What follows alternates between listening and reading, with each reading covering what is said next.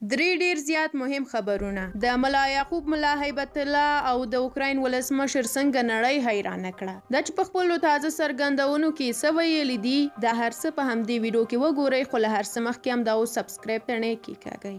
لومړی دا واورئ چې د دفاع سرپرست وزیر ملا محمد یعقوب مجاهد وایي چې افغان پوځ ورځ تر بلې پیاوړی کیږي او اسلامي امارت د یوه منظم مجهز او پیاوړي پوځ جوړولو او د هغوی د ظرفیت لوړولو ته ژمن دی نوموړی وایي که افغانستان یو پیاوړی پوځ ولري هیڅوک به پر دې هیواد یرغل ته زړه ښه نه کړي ورته مهال نوموړی وایي چې اسلامي امارت په نورو هیوادونو کې د مداخلې اراده نه لري او د خپلو اصولو او ارزښتونو په چوکاټ کې د سیمې او نړۍ هیوادونو سره ښه تعامل غواړي بلخوا بیا د ملي دفاع وزارت لوی درستیز قاری فصیح الدین وایي چې پر افغانستان د امریکا تر یرغل وروسته هیچا داسې فکر نه کوي چې څوک به د امریکا خلاف مقابله وکړي خو بالاخره امریکا افغانستان کې ماته وخوړه بلخوا بیا ملا هیبت الله ذبیح الله مجاهد ته څه ویلي دي راځئ دا خبر هم واورئ اخوا بیا د طالبانو د حکومت ویان ذبیح الله مجاهد وایي چې د دوی د حکومت عمومي مشر ملا هیبت الله اخندزاده د محکمو د خدماتو د وړیا کېدو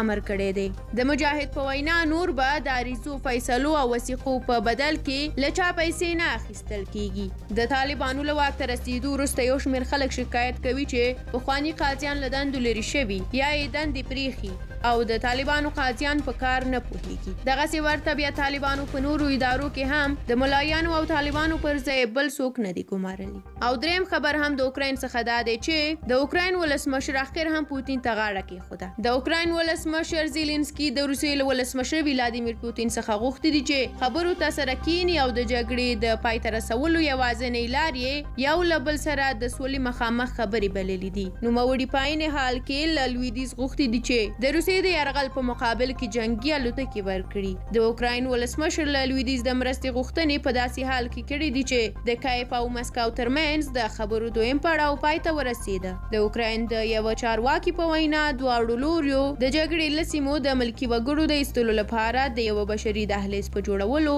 هوکړه وکړه درنو لیدونکو دا هم درې مهم خبرونه چې تاسو په دې ویډیو کې ولیدل له هغو لیدونکو ډیره زیاته مننه چې زموږ ملاتړ کوي د سول افغان یوټیوب چینل سبسکرایب کړی دی هغه کسان چې زموږ ویډیوګانې پوره په دقت ګوري او بیا خپل نظریات شریکوي له ټولو ډیره مننه په دې هیله چې ستاسو همکارۍ دوام وکړي په بلې ویډیو کې بیا راګرځم